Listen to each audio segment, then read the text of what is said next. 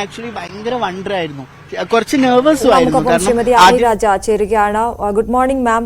വലിയ രീതിയിലുള്ള വിമർശനങ്ങൾ, ഒപ്പം വിമർശനങ്ങൾക്കപ്പുറം ആരോപണങ്ങൾക്കപ്പുറം അത് കേസിലേക്ക് കാര്യങ്ങൾ നീങ്ങുകയാണ്. ഇപ്പോൾ മുകേഷിനെതിരെയും ജയസൂര്യക്കെതിരെയും കേസെടുത്തിരിക്കുകയാണ് പോലീസ്.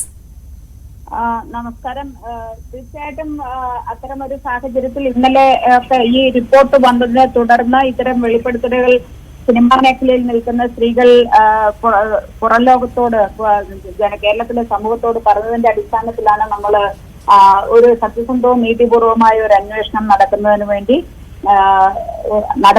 വേണ്ടിയും അതുപോലൊപ്പം തന്നെ ഇത്തരം ഒരു ആരോപണം വന്നാൽ ആ സ്ഥാനത്ത് തുടരാൻ ഇടതുപക്ഷത്തിന്റെ ഒരു MLA എന്ന നിലയിൽ തുടരരുത് എന്നുള്ള ഇതുകൊണ്ടാണ് നമ്മൾ ആവശ്യപ്പെട്ട അദ്ദേഹം ആ സ്ഥാനത്ത് നിന്ന് മാറണം എന്ന് പറഞ്ഞത്. ഇന്ന് ഈ കേസ് രജിസ്റ്റർ ചെയ്തതിലൂടെ നമുക്ക്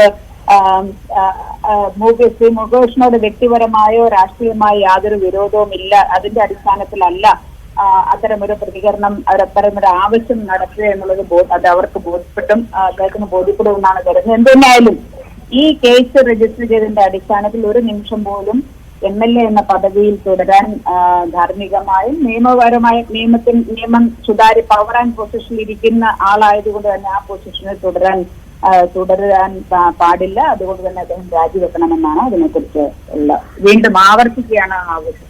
തീർച്ചയായിട്ടും അത് പരിഗണിക്കപ്പെടുമെന്ന് തന്നെ നമുക്ക് പ്രതീക്ഷിക്കാം. ഒപ്പം ശ്രീമതി ആനിരാജ, ശരി, ആനിരാജയുടെ കോൾ കട്ടായിരിക്കുകയാണ്. MLA പദത്തിലിരിക്കാൻ മുകേഷ് യോഗ്യനല്ല, അദ്ദേഹം MLA പദം രാജിവെക്കണമെന്ന് തന്നെയാണ് ഒന്നുകൂടി ആവശ്യപ്പെടുന്നതെന്നാണ് CPI നേതാവ് ആനിരാജ നമ്മളോടിപ്പോൾ സംസാരിച്ചത്.